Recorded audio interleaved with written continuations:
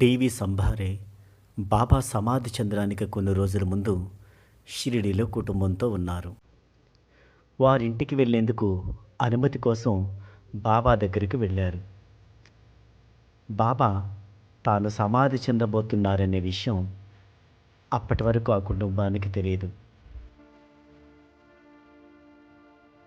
బాబా వారితో, మీరు బొంబాయి నుండి వస్తున్నారు కదా, మీరు నా మాటలు వింటూనే ఉండాలి. నేను మీ మాటలు వింటూ ఉంటాను. కానీ మీరు వెళ్ళిపోతున్నారు. సరే, వెళ్ళండి. మీరు రేపు మధ్యాహ్నానికి చేరుకుంటారు.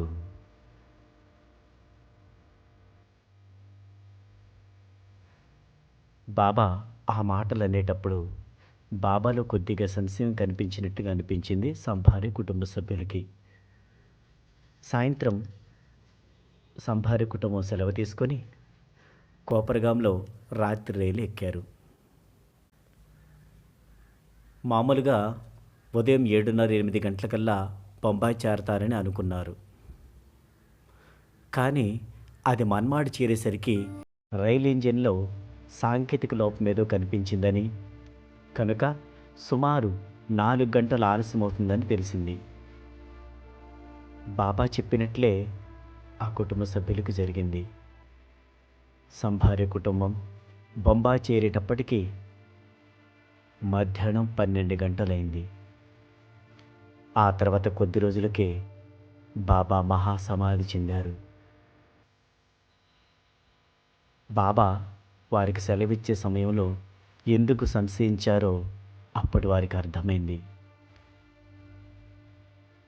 అదే సంభార్య కుటుంబం బాబాను చివరిగా దర్శించుకుంది.